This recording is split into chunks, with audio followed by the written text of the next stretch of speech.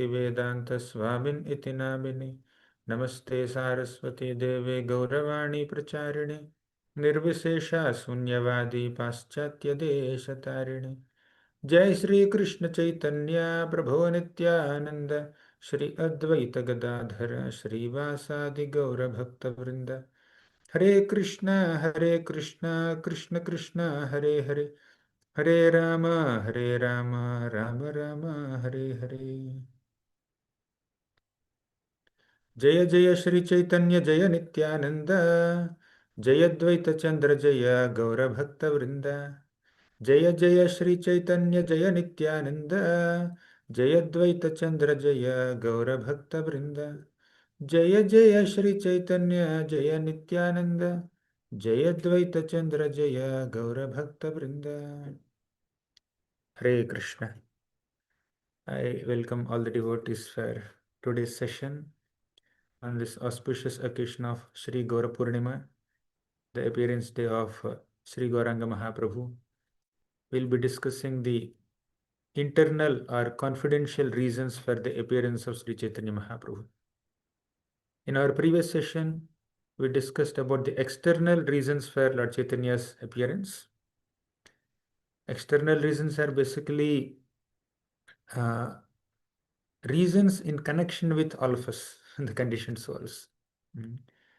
So Lord Chaitanya Mahaprabhu, actually Lord Krishna descends in the form of Chaitanya Mahaprabhu for the purpose of establishing Yuga Dharma, which is Harinam Sankirtan, and also for the purpose of establishing Vrajaprema, spreading Vrajaprema, or inducing people to love Krishna and serve Krishna, following the footsteps of the Vrajavasis, especially the gopis of Vrindavan. Samarpayatam unnata ujjvala rasam swabhakti shriyam, to offer that ujjvala rasa to all the people in this world. Lord Krishna appeared in the form of Sri Chaitanya Mahaprabhu. So we discussed it elaborately in our previous session based on the third chapter of the Adilila of Sri Chaitanya Charitamrita, written by Krishnadas Kaviraj Goswami. Today, we will do the internal reasons or confidential reasons for Lord Chaitanya Mahaprabhu's appearance. This is based on the fourth chapter of the Adilila in Chaitanya Charitamrita by Krishnadas Kaviraj Goswami. Right, the next chapter. This is a very elaborate chapter, both in terms of the number of shlokas and also the depth of the shlokas. So we will take more time. Very soon, in about an hour, we'll be starting the Abhishek of Gaurnita here, Abhishek ceremony. So till the Abhishek starts, for about an hour, we'll discuss half of this chapter, some reasons for Lord Chaitanya's appearance, and after Abhishek and Aarti ceremony, then again we'll have another session, second part. So we'll continue from there. So I'll begin. So Lord Chaitanya Mahaprabhu appeared for multiple reasons, and the confidential reasons are described in this chapter. So Krishnadas Kaviraj Goswami begins this chapter by a beautiful prayer to Lord Chaitanya Mahaprabhu. Shri Chaitanya Prasadena Tadrupasya Vinirnayam Balopi Kurute Shastram Drishtva Vrajavilasinaha. Shri Chaitanya Prasadena, by the prasad or by the mercy of Sri Chaitanya Mahaprabhu, Tad Rupasya Vinirnayam. So even a Bala means a child or someone who is not very mature. So Balopi Kurute Shastram. Even a child also will be able to explain based on the scriptures the form of Lord Chaitanya, the tatwa of Lord Chaitanya, the pastimes of Lord Chaitanya. Tad rupasya vinirnayam. He can ascertain the glory of Lord Chaitanya Mahaprabhu's rupa or swarupa based on the scriptures. And drishtva vrajavilasinaha. And it is only by the mercy of Lord Chaitanya Mahaprabhu one can see vrajavilasinaha. One can see the beautiful pastimes, or one can understand the beautiful pastimes of Vrindavan Dham. Right? So Mahaprabhu can empower even a small child also with the ability to understand his tattva and also understand Krishna's tattva and understand that Krishna is the supreme enjoyer of the pastimes of Raja. Now, Before describing the confidential reasons of Lord Krishna's descent as Sri Chaitanya Mahaprabhu, Krishnadas Kaviraj Goswami describes the reasons for Krishna's descent. Just as Lord Chaitanya has some confidential reasons and general reasons for his descent, internal and external reason for his descent, even Krishna also has some internal reasons and external reasons for his descent. Krishnadas Kaviraj Goswami describes those reasons now. So he says, one second, yeah. He says that the external reasons for Lord Krishna's descent are, all of us know, परित्राणाय साधूनां विनाशाय च दुष्कृतां धर्म संस्थापनार्थाय संभवामि युगे युगे. Krishna already said in the Bhagavad Gita that he descends on this earthly planet for multiple reasons, and they are: number one, paritranaya sadhunam, to protect the righteous; vinashaya cha dushkrutam, to punish the vicious; third, dharma samsthapanarthaya, for the purpose of establishing dharma. Right? So for these purposes, the Supreme Lord Krishna descends. He already declared this in the 4th chapter of the Bhagavad Gita. However, Krishna has so many other incarnations, so many expansions, so many powers, so many servants, so many attendants. So they can do all these things. Protecting the righteous people, Krishna's expansions can do. And punishing the wicked people, of course, some of Krishna's expansions or incarnations or even servants or devotees or devatas can manage that. Krishna can empower some devata in the heaven to go and kill a demon. He did not personally descend. Lord Vishnu can kill the demons. Many other avatars can kill the demons. We also have seen like Matsya, Kurma, Varaha, Vamana, Narasimha. The Lord appeared in so many forms. For example, Narasimha avatar killed Hiranyakashipu demon. Varaha avatar killed Hiranyaksha demon. Thus, the Lord's expansions or avatars will be able to kill these demons and even establish dharma, give teachings of dharma, like Naranaran gave some teachings. And Kapilidev gave a lot of teachings. So as far as establishing dharma is concerned, protecting devotees is concerned, and killing demons is concerned, other avatars also can do. And of all these three, the most exciting reason for Krishna is to protect the devotees. So protecting devotees is more important for Krishna than punishing demons, right? But in either case, to accomplish all these activities, the Lord has so many people and so many servants and so many expansions to outsource and delegate this activity, right? The Lord has multiple incarnations like Chaturvyuha expansions are there, Vasudeva, Sankarshna, Pradyumna, Aniruddha. He has so many Yuga avatars, so many Leela avatars, so many Manvantara avatars. They all can do this job. But Krishna has more confidential reasons for his descent. The confidential reasons or internal reasons are two: Prema Rasa Aswadana, second, Raga Marga Bhakti Pracharana. So these are the two internal or confidential reasons for Krishna's descent in this world.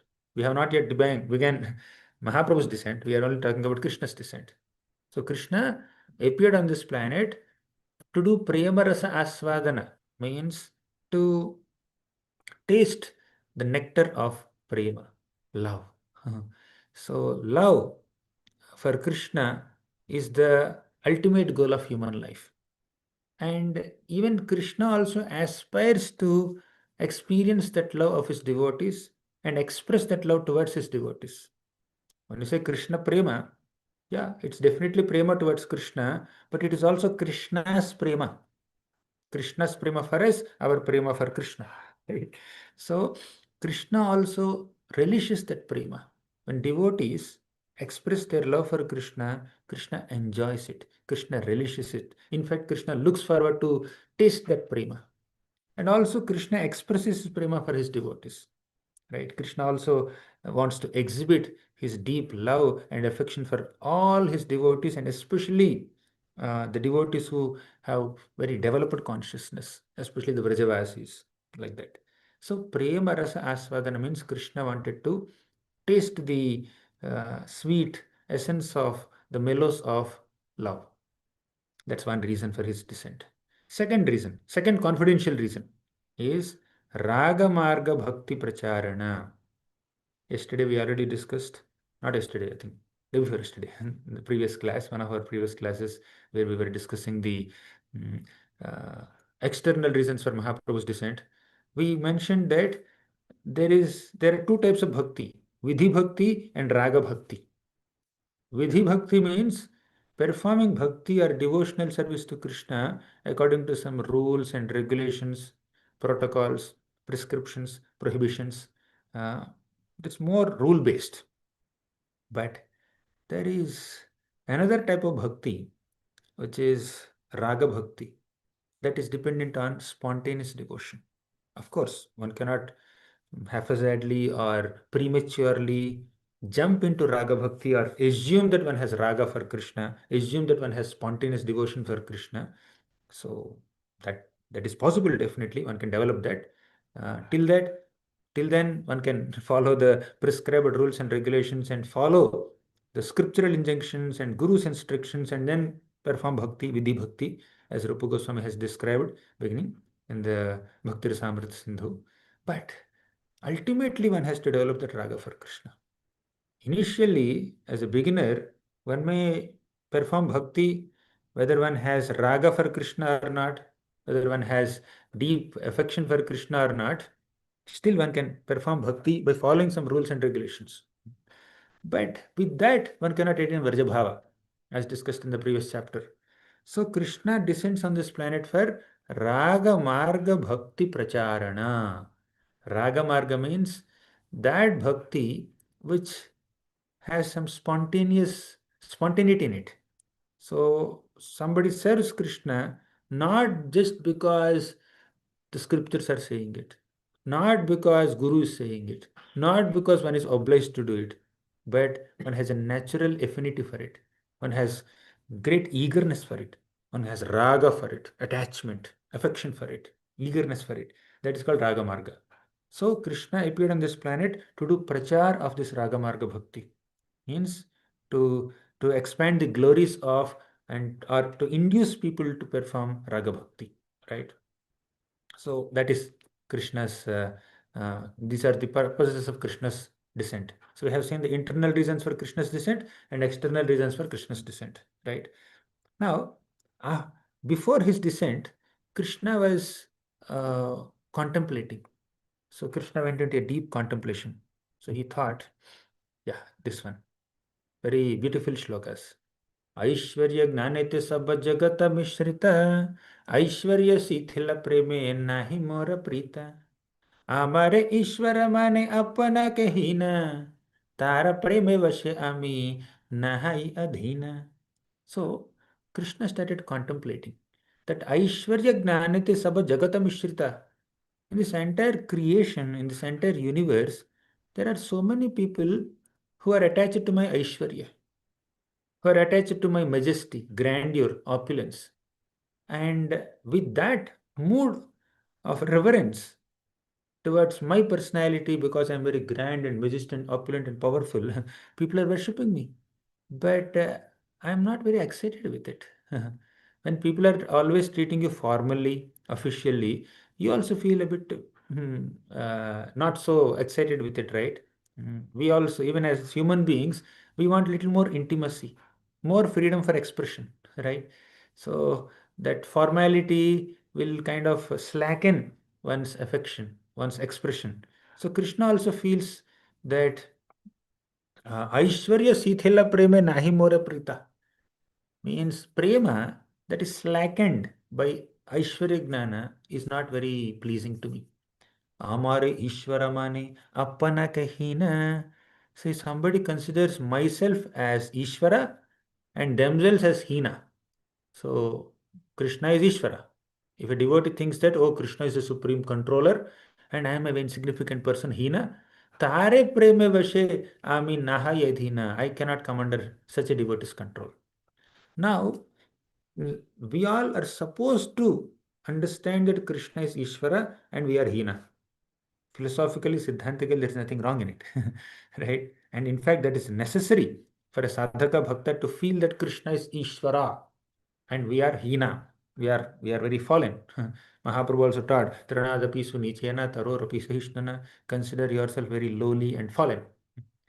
And Brahma says, Ishvaraha Paramaha Krishna Satchidananda Vigraha. So Brahma said, Krishna is Ishvara, Supreme Ishvara. And even in Damodarashtakam, right in the beginning, Satyavratamani reminds us, Namam Ishwaram Satchidananda Rupam Lasat Kundalam Gokule Bhrajamadam Namami Ishwaram.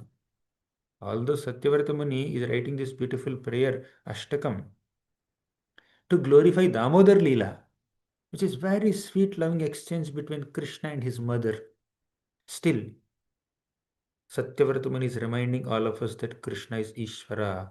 Although Krishna is playing the role of a small child, 2-3-year-old boy, stealing butter, getting chastised and scolded and punished by his mother, still he's Ishvara. Don't forget that. So he's reminding all of us. So definitely we need to consider Krishna as Ishvara and ourselves as fallen and lowly. But there is another flavor of love that is very pleasing to Krishna's heart. What is that flavor? That flavor is, let's come to this. I'll recite some shlokas here. Mora putra mora sakha mora pranapati yehi bhave yehi more करे शुद्ध भक्ति अपना के बड़ा माने हमारे समहीन सेई भावे हयामी ताहर अधीन Mora putra, mora sakha, mora pranapati.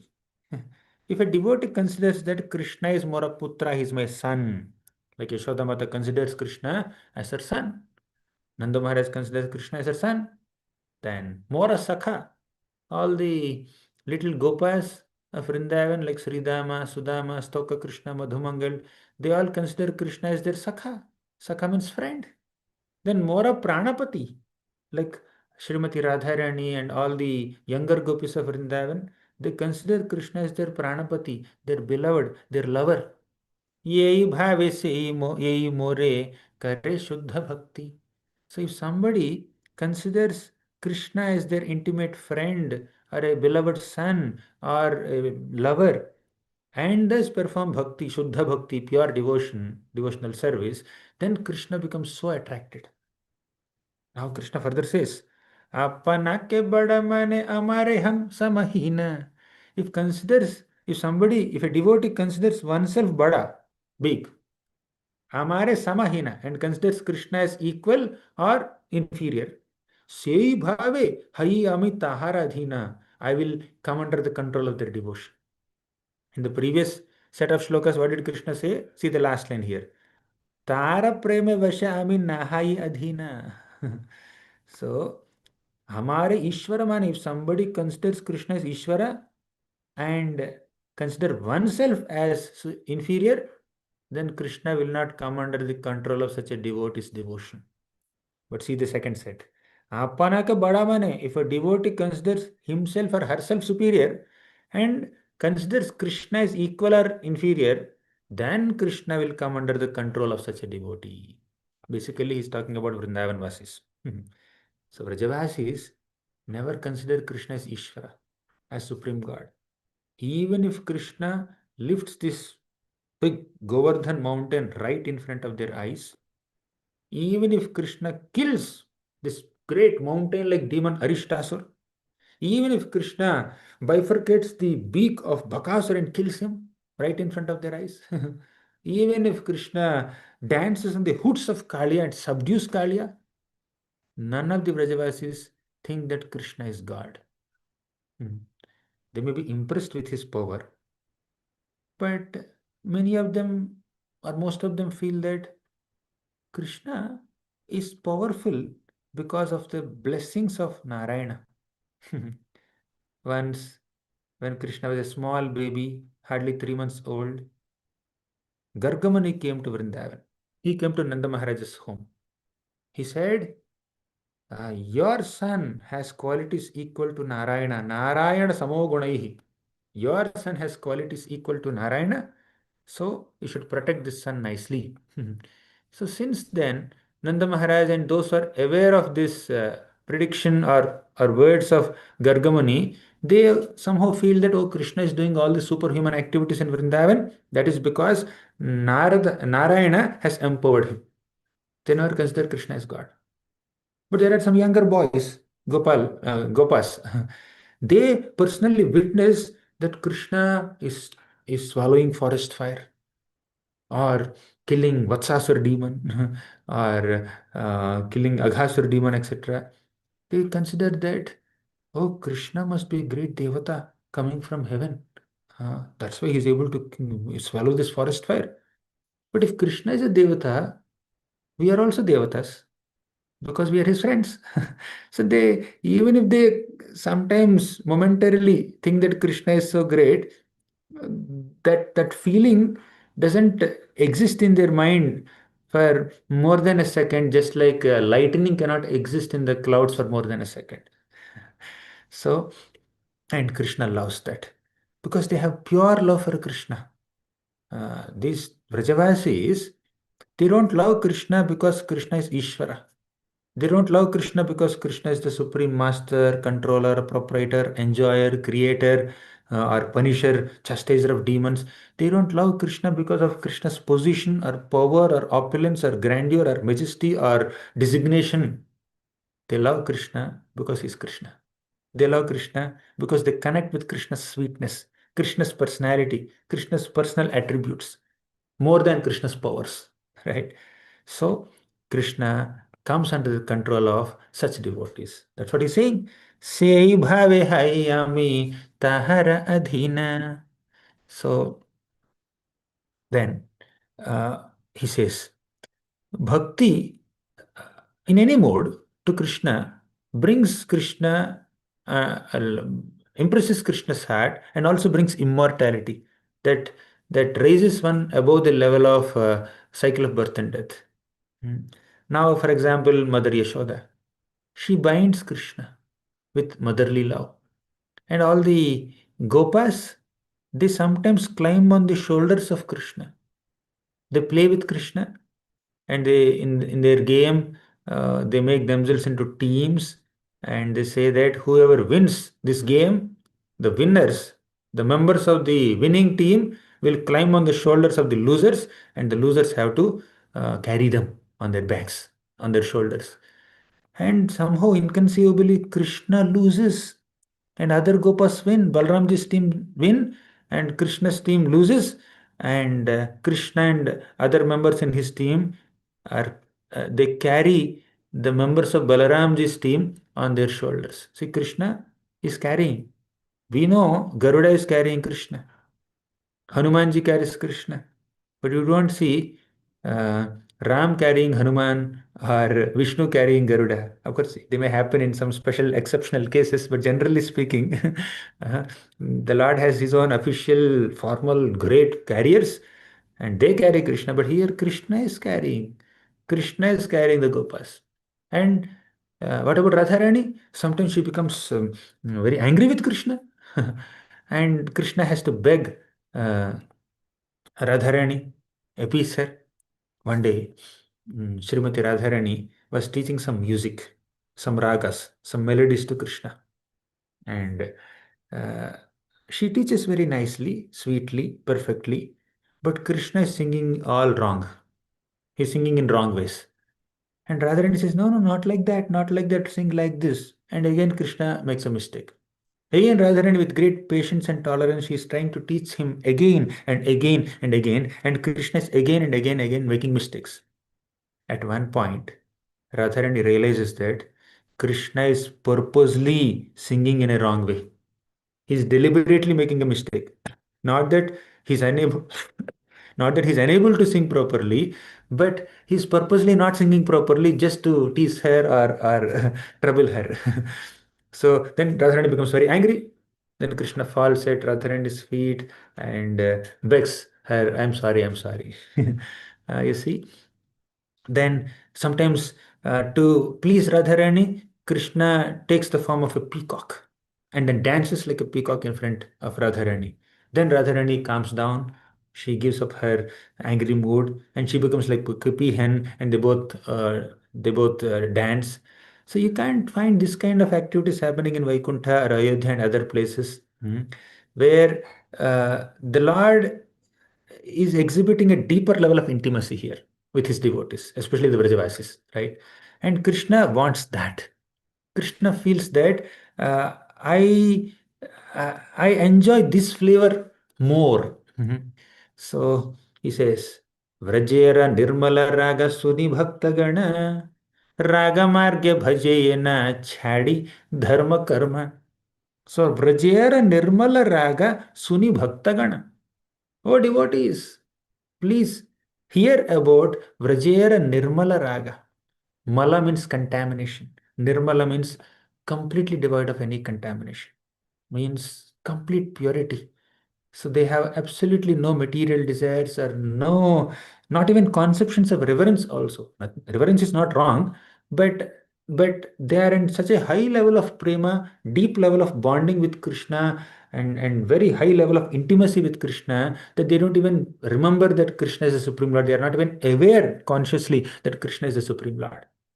That is the Nirmala Raga, this spotless affection, attachment to Krishna. Vrajera Nirmala Raga Suna Bhakta Gana Raga Marge Bhajayena Chadi Dharma Karma. So please follow this Raga Marga. Raga Marga means following the footsteps of the Vrajavasis. So Vrajavasis are called Ragatmika Bhaktas, means those who have internalized that Raga. Or in other words, Ragatmaka Bhaktas are those devotees. Um, in their system, this raga is very intrinsic. It's a very natural characteristic in them. So they are naturally, intrinsically very much attached to Krishna. It's not that they cultivated that affection. It's not that that affection is superimposed upon them by some external forces or external inspiration. They are naturally very affectionate towards Krishna and they have natural attachment towards Krishna. And to follow in their footsteps is called Ragamarga or Raganuga. They are Ragatmikas and those who follow in their footsteps are called Raganugas. Right? So, uh, then Krishna descended on this planet to do Ragamarga Bhakti Pracharana, to induce everyone also to follow the footsteps of these Ragatmika Bhaktas and thus love Krishna, serve Krishna, right? Now, uh, this is about Krishna's descent. So far, in the last maybe 20-25 minutes, we have been discussing about the reasons for Krishna's descent. So, Krishna descended for multiple reasons. These reasons can be categorized into two: internal reasons, external reasons, or general reasons and confidential reasons. What are the general or external reasons? They are like to punish the demons, to establish dharma, to protect those who are in troubles, etc. And what are the internal reasons? Two internal reasons. One is prema rasa asvadana, to relish prema with his devotees. Second is Ragamarga Bhakti Pracharana, to spread the glories of Ragamarga. Clear? So far, that's what we have discussed. This is summary. Now, let's come to Lord Chaitanya's context. Today is Gaura Purnima. We need to come to Lord Chaitanya's context very soon. So, Lord Chaitanya also appeared on this planet for two reasons. Multiple reasons, but now we are discussing two reasons under the confidential category. So, let me show the slide. Yeah. Yes, this one. This is about Lord Chaitanya. Lord Chaitanya's two intentions in descending are number one, to taste prema, number two, to propagate Sankirtan. Right? So, yesterday, the previous session, we already discussed propagating Nam Sankirtan. So, and also Lord Chaitanya Mahaprabhu wanted to taste prema. He wanted to taste love of God, especially in the mode of Radharani. And this tasting prema, especially Radha Bhava, prema of Krishna in the mode of Radharani, is the primary reason. And propagating Nam Sankirtan is the secondary reason. And by the way, we should not think that, oh, internal reasons are more important and external reasons are not so important. We should not think like that. For us, external reasons is more relatable and more important. Right? We are conditioned souls, at least most of us are conditioned souls. So for us, Mahaprabhu's external reason is very relevant, like Nama Sankirtan. What Krishna does with Srimati Radharani, so that's on a very high plane. To understand that and to connect with that and to aspire for that, we need some purification. So just because it is external reason, we should not downplay it, or we should not feel it is less important, right? For conditioned souls, Nam Sankirtan is important, and through this Nam Sankirtana, we'll attain prema, right? So Mahaprabhu, okay, let me just go to Madhya Lila for a minute to explain this in this proper context. You see, Chaitanya or Krishnadas Kaviraj Goswami says that Chirada Dattam Nijagupta Vittam Swaprema Nama Amritabatyudaraha Apamaram Yo Vitatara Gauraha Krishno Janebhyastamaham Prapadye. Chirat Adattam, for a long time, the Lord has not bestowed upon all of us a special blessing. He has not offered a great gift. What is that? Nijagupta Vittam, his own secret treasure. What is that? Swaprema, Krishna Prema. He has not given that. Now he has come to give us that Krishna Prema. Right? How? Swaprema Nama Amritamatyudaraha. He wanted to give us Krishna Prema through Krishna Nama. Right? Now coming back to this chapter, Krishnadas Kaviraj Goswami says that Mahaprabhu had two intentions in descending. Number one is to taste prema, number two is to propagate nama. And this tasting prema is the primary reason, propagating nama is the secondary reason. But we should not think that secondary reason is less important. This is more relevant for us, and by chanting the Nam of Krishna, by doing Nama Sankirtana, we will get first Krishna Prema also, the first one, first item. First item is the primary reason, second item is the secondary reason.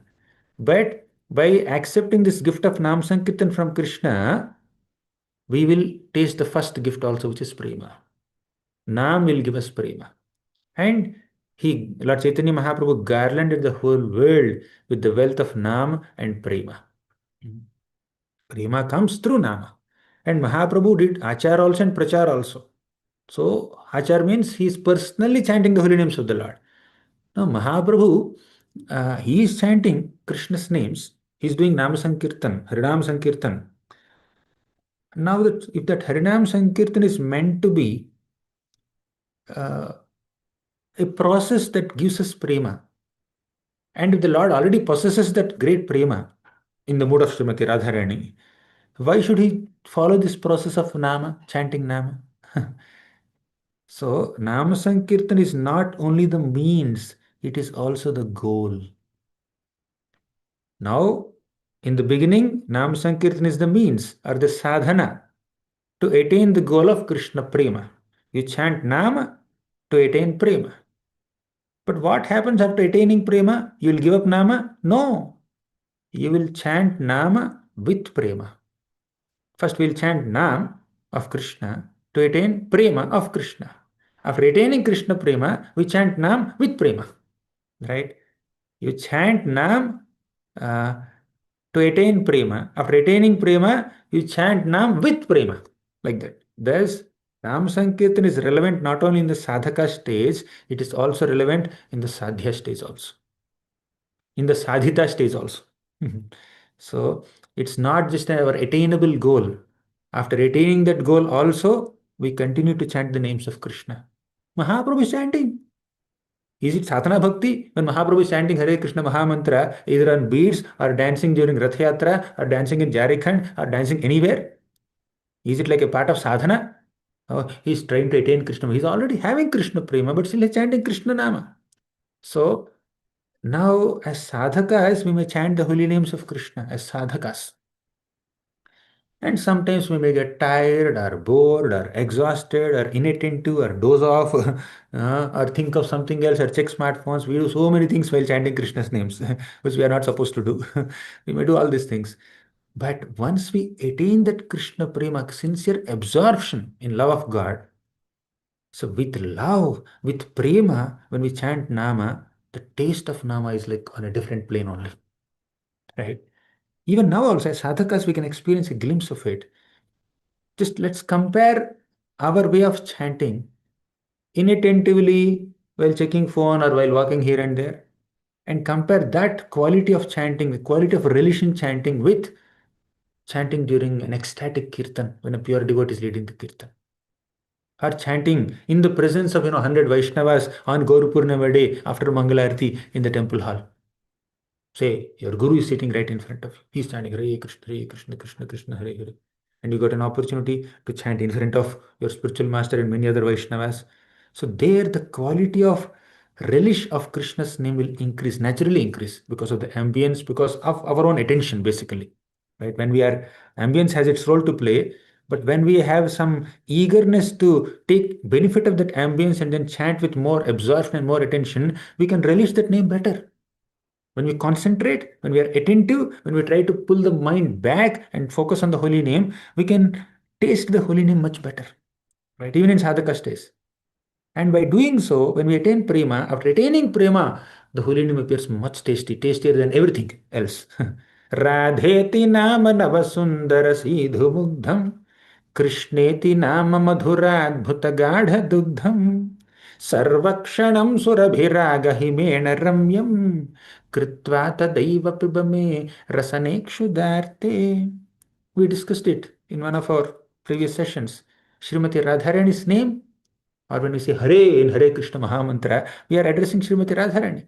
So Srimati Radharani's name is like fresh nectar.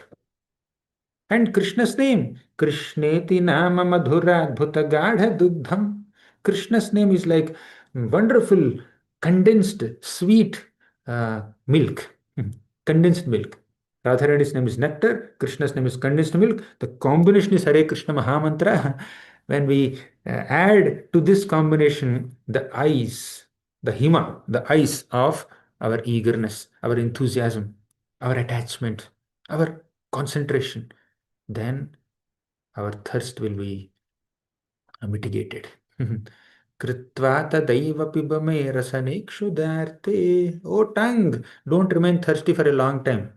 Just relish the holy names of Krishna. So that's the request that acharyas are putting in front of us. Anyways, coming back to our this chapter, here Mahaprabhu's two intentions in appearing on this planet are tasting prema and propagating nama. And by taking shelter of nama, we'll get prema also. And thus Mahaprabhu is garlanding the whole world with nama and prema. He's doing achar also, he's doing prachar also. He's inducing everyone to chant the names also. He's personally chanting also in the sentiment of a devotee. Although he's God, he's acting like a devotee. And amongst all the devotees of the Lord, Srimati Radharani is the epitome of devotion, epitome of love for Krishna. Now Krishnadas Kaviraj Goswami goes deep into glorifying Srimati Radharani in this section of this chapter. So let's focus on this theme. So there are four primary rasas. All of us know they are the Dasya rasa. Dasya rasa means serving the Lord in the mode of being a servant. Dasya rasa. Then Sakhya rasa, like a friend. Vatsalya rasa, like a parent. Then Madhurya rasa or Shringara rasa, like a lover.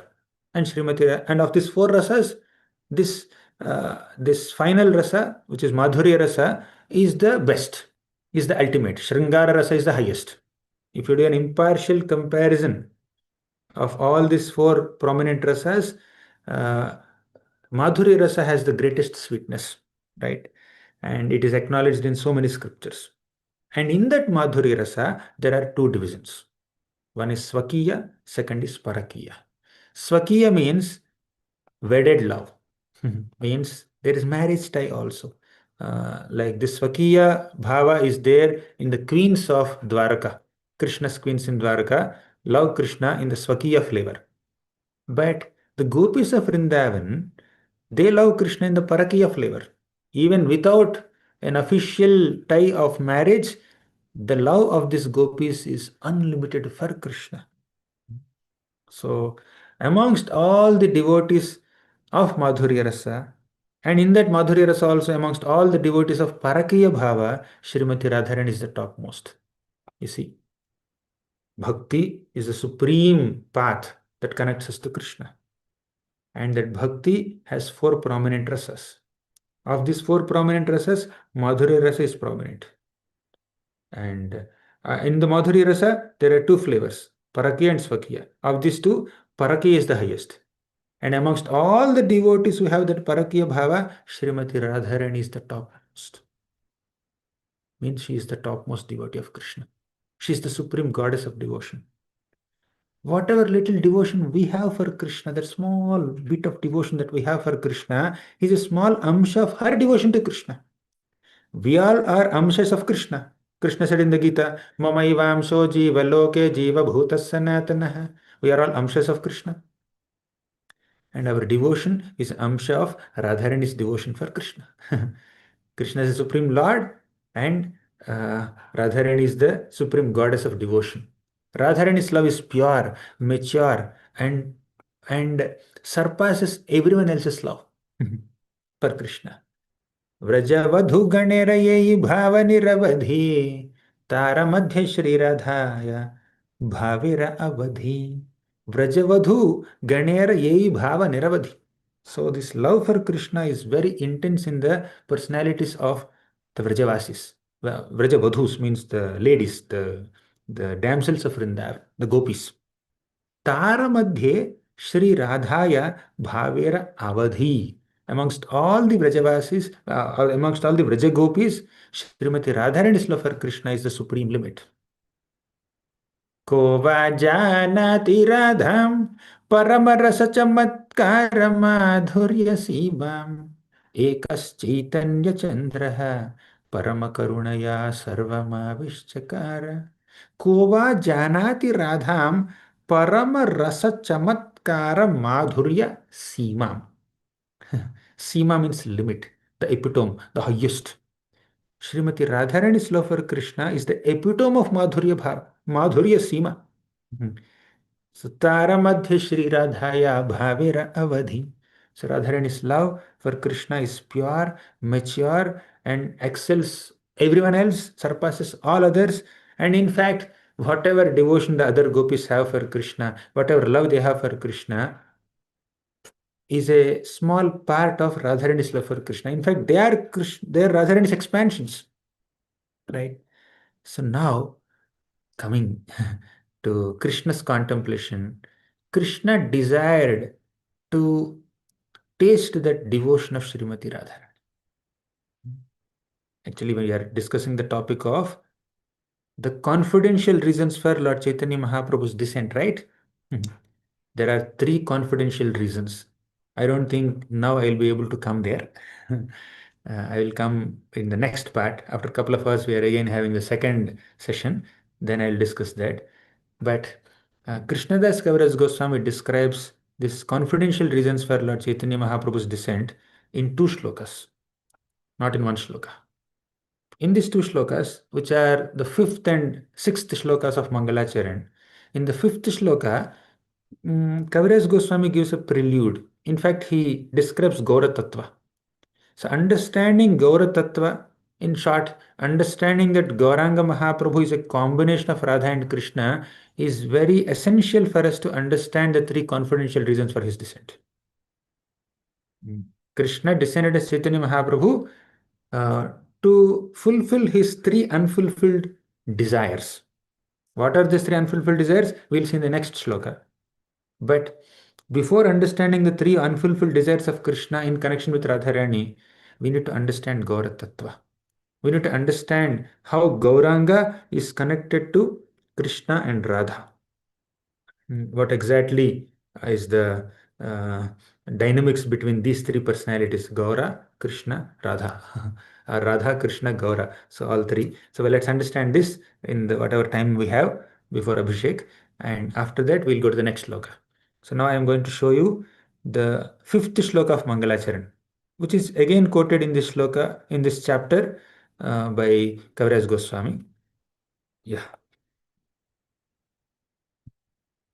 this one. Radha Krishna Pranay विकृति ह्लादिनी शक्तिरस्माद् एकात्मानाम् अपि भुवि पुरा देहभेदं गतौ तौ चैतन्याख्यं प्रकटमधुना तद्वयं चैक्यमाप्तं राधा भावद्युतिसुबलितं नौमि कृष्णस्वरूपम्.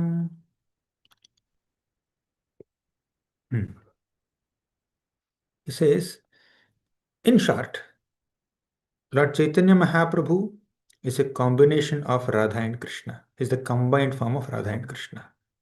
Radha Krishna Pranaya Vikriter Haladini Shakti Rasmat. All the Pranaya Vikriti, all the transformations of the love of Radha and Krishna are manifestations of Haladini Shakti. Krishna has different potencies. Kaviraj Goswami describes this very beautifully in the next upcoming shlokas. He says, uh, okay, let me give a basic meaning of the shloka, then we'll go into details. Right. So, in short, Radha Krishna Pranaya Vikritir Haladini Shakti Rasmat means all the loving exchanges between Radha and Krishna and the transformations of their love are manifestations of Krishna's pleasure potency called Haladini Shakti. Then second line, Ekatmanav api bhuvi pura deha bhedau gatau tau. Ekatmanav, Radha and Krishna are one. Ekatmanav means they are one, but api bhuvi pura deha bhedau gatau tau. But we don't know when it happened, but it happened. Beginningless. We can't trace the beginning. So it happened once that they manifested themselves in two forms. Ekatmanav api, although they are one, Bhuvipura Deha Bhedam Gatau, they manifested themselves in two forms, Radha and Krishna. One male form, one female form. One masculine form, one feminine form. So, when did this happen? No one can trace this. In fact, they are eternally manifesting this form. Since time immemorial, they have been manifesting themselves in two forms, Radha and Krishna, and they'll continue to continue to be so. Like you see, from sun comes the sun rays. From lamp comes some light. So when did the lamp manifest light? Can someone say? The moment lamp exists, light has to exist. Otherwise, lamp cannot be called lamp. The moment sun came into existence, if at all there is a time like that, if the moment sun came into existence, its shine also comes into existence. So sunshine is as eternal as sun. The light of a lamp is as eternal as lamp or as permanent as lamp. So you cannot say, oh, at one point the lamp thought, let me manifest some light. Or some point of time after his birth, sun thought, after 10 years, sun thought, let me manifest some sun rays. No, sun and sun rays are inseparable and they both are together always. Similarly, Radha and Krishna are same. Ekatma now api bhuvi pura deha bhedau gatau. They manifested in two forms, Radha and Krishna. And Chaitanyakhyam prakata madhuna tadvayam chaikyamaptam. Again, tadvayam, although they are two, chaikyamaptam, they again became one in the form of Chaitanya Mahaprabhu. Chaitanyakhyam prakata madhuna. Although they are two, they again manifested as one in the form of Sri Chaitanya Mahaprabhu. And how did this manifestation of Sri Chaitanya Mahaprabhu happen? As a combination of Radha and Krishna. Radha Bhavadyuti Suvalitam Naumi Krishna Swarupam. Bhava means emotion. Dyuti means complexion. So Lord Chaitanya Mahaprabhu, actually Lord Krishna, accepted the emotion and complexion of Sri Radha and manifested himself in the form of Sri Chaitanya Mahaprabhu.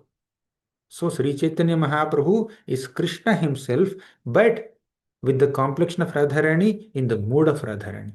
Right? So that is Mahaprabhu's tatwa. This is Gaura tatwa. So after writing this beautiful Sanskrit shloka, Kaviraj Goswami explains this in two sweet Bengali shlokas. He says, Radha Krishna eka atma duyi deha dhari, अन्योन्य विलसे रस आस्वादन करे से दुई एक एबे चैतन्य गोसाई रस आस्वादिते दोहे हाइला एक ठाई. So same meaning. Whatever we have discussed so far, same meaning is there in this Bengali shloka also. Radha Krishna Ekatma, they're one. Dui Dehadhari, they manifested in two bodies. Anyonya Vilasakari, Rasa Aswadanakari. Why did they manifest in two bodies? For Rasa Aswadana, to taste Rasa, to taste the mellows of sweet relationships of Madhurya between them. Then Dui, Se Dui Eka by Chaitanya Gosai. Again, these two became as Chaitanya Mahaprabhu, combined and became as Chaitanya Mahaprabhu, became Chaitanya Mahaprabhu, and Rasa Aswadite Dohe Haila Ekathai. Mm. Again, for relishing rasa only. What rasa is Mahaprabhu relishing here? Mahaprabhu is Krishna. As Krishna receives services. Krishna, Krishna is the served, and Radharani renders service, right? But here Krishna wanted to take Radharani's position, Radharani's mood, Radharani's complexion.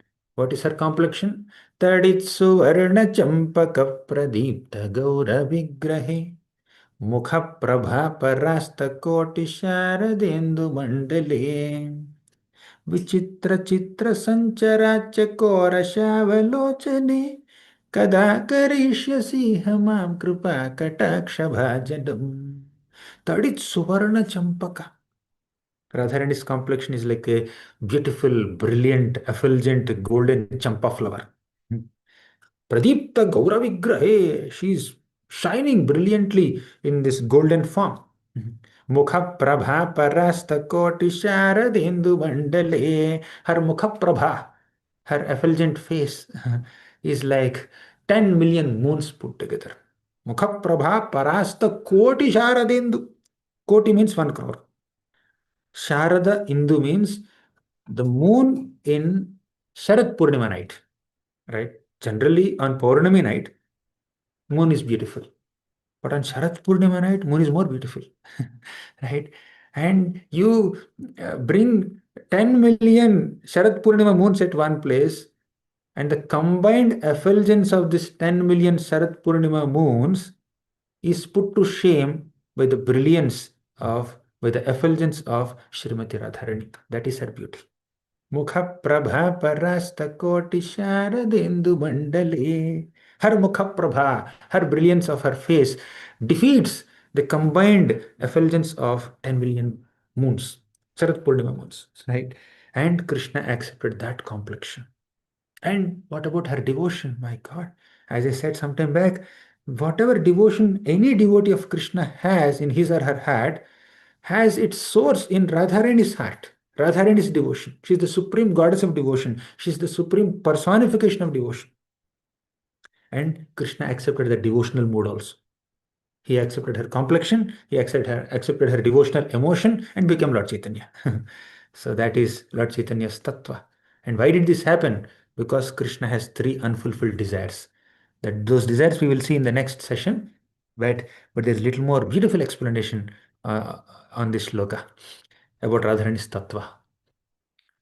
We'll understand the position of Srimati Radharani now. Radharani is a transformation of Krishna's love. Then Krishna has multiple energies. There is Antaranga Shakti, there is Bahiranga Shakti, there is Tatastha Shakti. Antaranga Shakti is his internal spiritual energy. Bahiranga Shakti is his external material energy. And Tatastha Shakti is the marginal potency that constitutes the Jivas. Now, today we'll focus on the spiritual energy. Let's go to Antaranga Shakti. Let's go to spiritual energy of Krishna. And that spiritual energy has again 3 parts. They are Sandhini, Samvit, and Hladini. Sandhini means Sat potency, means potency of existence, potency of eternality. Second, Samvit is the Chit potency, means knowledge potency. Then last is Hladini or Ananda, which is the pleasure potency. So there are 3 potencies, right? Eternality, then knowledge and bliss. Sandhini, Samvit, Hladini, also called Satchit Ananda. Now let's come to Ananda. The most confidential portion of Krishna's spiritual energy is Ananda, her Hladini potency. And the essence of that Hladini potency is Prema, love. And the essence of Prema is Mahabhava, deep emotion. Mahabhava Swarupa Shri Radha Thakurani, Sarvaguna Khanika Krishna Kanta Shiromani. Mahabhava Swarupa Shri Radha Thakurani. Who is Srimati Radharani? We have just seen that uh, that Krishna has three energies, Sandhini, Samvit, Hladini, and in that Hladini is the pleasure potency, and Hladini Rasara Prema. The essence of Hladini is Prema, and Prema Sara is Bhava. Means Prema is manifested in the form of emotion, right? So the essence of Prema is deep emotion for Krishna. And the ultimate development of that bhava is Mahabhava, deep emotion. And the personification of that Mahabhava is Srimati Radharani. Mahabhava Swarupa Sri Radha Thakurani. So, who is Srimati Radharani? What is her existence? What is her identity? She is the personification of deep emotion for Krishna, deep loving devotional emotion for Krishna. She is Mahabhava Swarupa. When Mahabhava, when intense loving emotion for Krishna takes the form of a person, and that person is Srimati Radharani. Right? That is her position. Sarvaguna Khani Krishna Kanta Shiromani. She is Sarvaguna Khani, means she is the repository of all good qualities. Krishna Kanta Shiromani means she is the crest jewel of all the consorts of Krishna. All the consorts of Krishna. Krishna has three types of consorts: Lakshmi Gana, Mahishi Gana, and Gopi Gana. Gopi Gana are also called Vrajadevi Gana. Let me show you the slide for that about Radharani's multiple expansions. See, Sarva Guna Khani means she is the repository of all good qualities. Krishna Kanta Shiromani means she is the crest jewel of all the consorts of Krishna. And these consorts of Krishna are of three types. They are Lakshmi Gana, means all the goddesses of fortune in Vaikuntha, consorts of Lord Narayana. Then second category is Mahishi Gana. They are the queens of Dwaraka in Krishna, 16,000 honored out of them. Third is Vrajadevi Gana or Gopi Gana. They are the gopis of Vrindavan who are the personal expansions and associates and servants and friends of Srimati Radharani. So total three types of expansions. Radharani is the crest jewel of all of them. In fact, she is the source of all of them. Govindanandini Radha means Radharani, her whole existence is to give Ananda to Govinda. Who is Govinda? Govinda is Krishna himself. Why is he called Govinda? Because he gives pleasure to all the senses and all the devotees. If Krishna is giving happiness to all devotees and therefore is called Govinda, who is giving happiness to Krishna? Radharani. Therefore, she is Govinda Anandini. One who gives Ananda to everyone is Govinda. One who gives Ananda to Govinda is Radharani. She is Govinda Anandini. Govinda Anandini Radha. One who attracts everyone is Krishna. One who attracts the all attractive Krishna is Radharani. Right. Sri Radhikaya Priyata Sarupata Sushilata Nartana Gana Chaturi Gunali Sampat Kavita Charajate Jaganmano Mohana Chitta Mohini. Krishna is Jagan Mohana. Krishna Jagan Mohana. But Radharani is Jagan Mano Mohana Chitta Mohini. Radharani is the supreme enchantress of the supreme enchanter of everyone. Right? So Krishna is the supreme enchanter of everyone.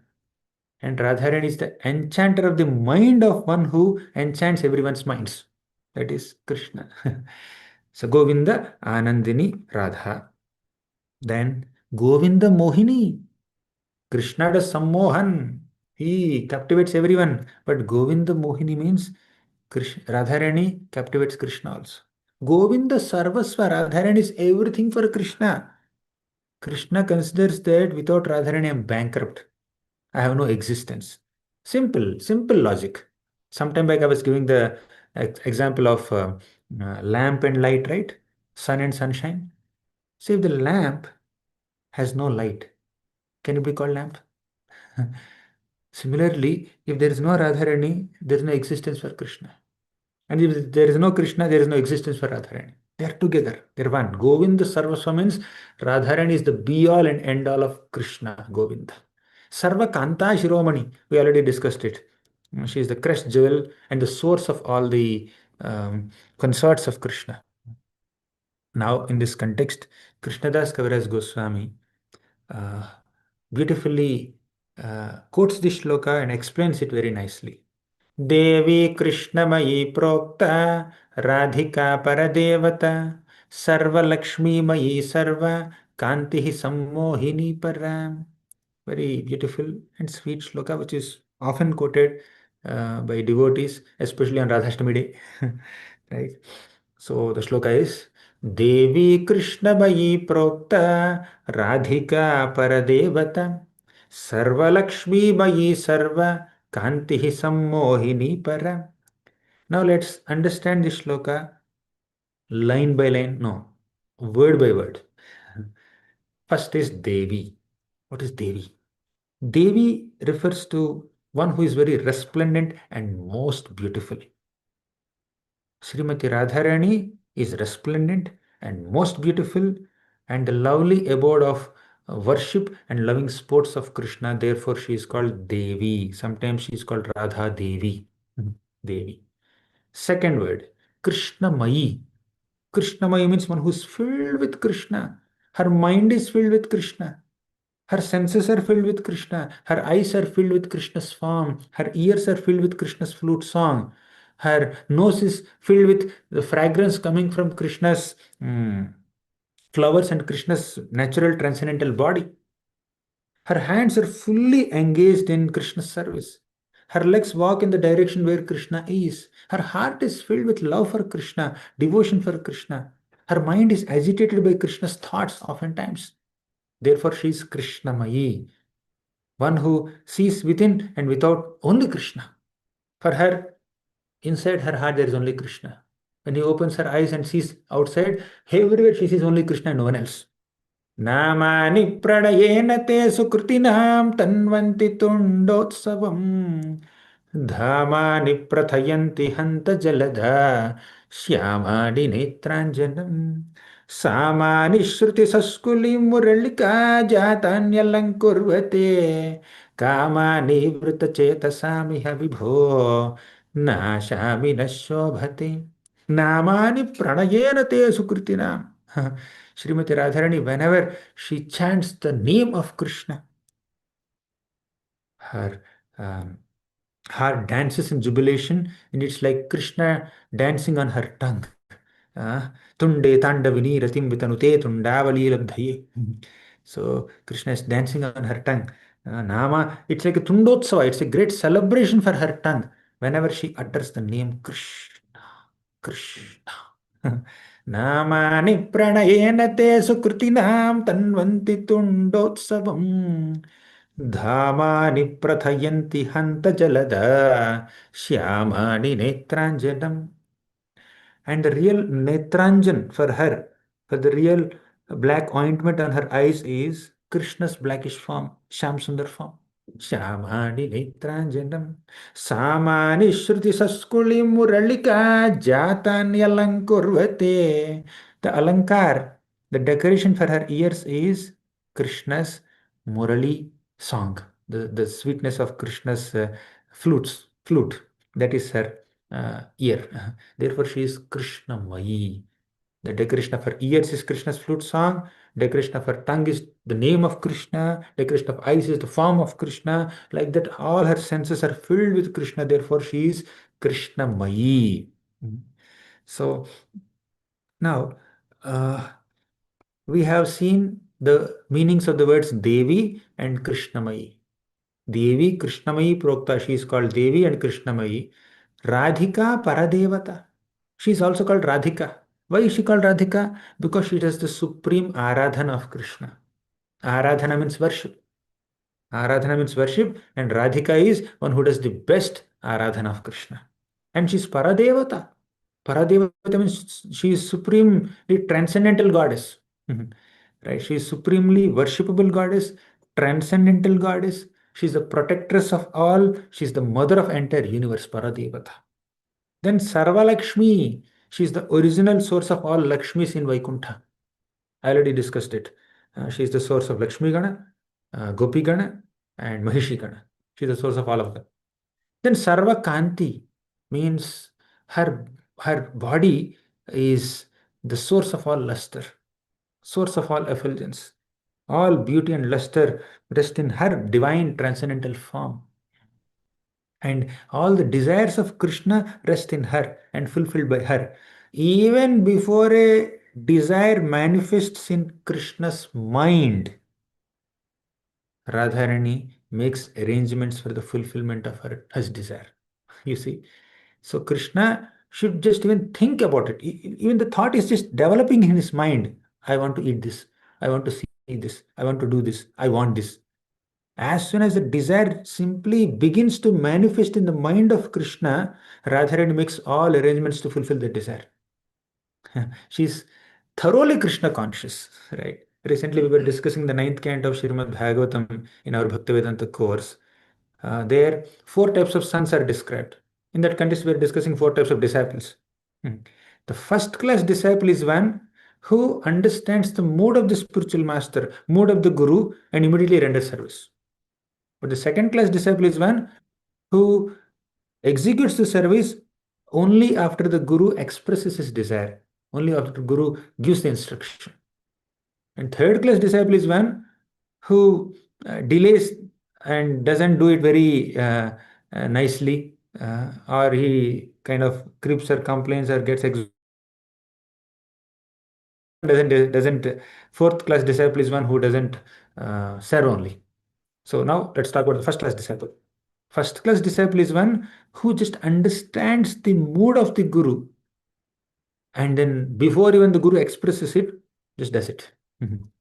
Coming to Radha-Krishna context, before even the a desire manifests in Krishna's mind, Radharani makes all arrangements to fulfill that desire.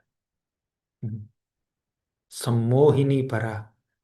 Krishna enchants the whole world and she enchants Krishna also. Krishna premamayi Radha, Radha premamayo Hari. Krishna chittasthita Radha, Radha chittasthito Hari. So Radharani is there in Krishna's heart, Krishna is there in Radharani's heart. And Krishna is filled with prema for Radha and Radharani is filled with prema for Krishna. That is their combination, that is their deep bonding. And Radha and Krishna are one. Radha Purna Shakti, Krishna Purna Shakti Man. Dui Vastu Bheda Nahi, Shastra Praman. So Radha is Purna Shakti. She is the personification of all energy of Krishna. And Krishna is Shakti Man. Krishna is the possessor of that energy.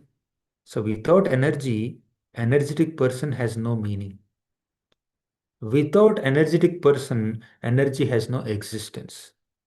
Thus, energy and energetic person are one and the same. They are one unit. Shakti and Shaktiman are one. Without Shaktiman, there is no Shakti. Without Shakti, Shaktiman cannot be called a Shaktiman. Therefore, Shakti and Shaktiman are together. Radha Purna Shakti, Krishna Purna Shaktiman, Dui Vastu Bheda Nahi, Shastra Praman. There is no difference between these two personalities, Radha and Krishna. Just like musk and scent, inseparable. Fire and heat, inseparable. They are one, but they have taken two forms to enjoy prema and to also promulgate prema bhakti. Krishna appeared as Sri Krishna Chaitanya Mahaprabhu, accepting the mood and complexion of Radharani. And further, Krishnadas Kaviraj Goswami describes how Krishna is Rasika Shekhar. Rasika Shekhara Krishna. Prabhu, when is the Abhishek time? How much more time? Okay, I already went way beyond the time. So I think I'll conclude here. We'll have Gaurnita Abhishek now, and that will not be on YouTube live. So I'll come back after some time. I think in 1 hour, 45 minutes, we'll meet again to discuss the remaining chapter and especially the second shloka where Kaviraj Goswami describes the three unfulfilled desires of Krishna in connection with Radharani that made him appear as Sri Chaitanya Mahaprabhu. These are the three confidential reasons for Krishna's descent as Sri Chaitanya Mahaprabhu that we'll discuss after a short gap. Thank you very much. Shri Chaitanya Charitamrita ki jai, Shri Gaura Purnima Maha Mahotsav ki jai, Srila Prabhupada ki jai.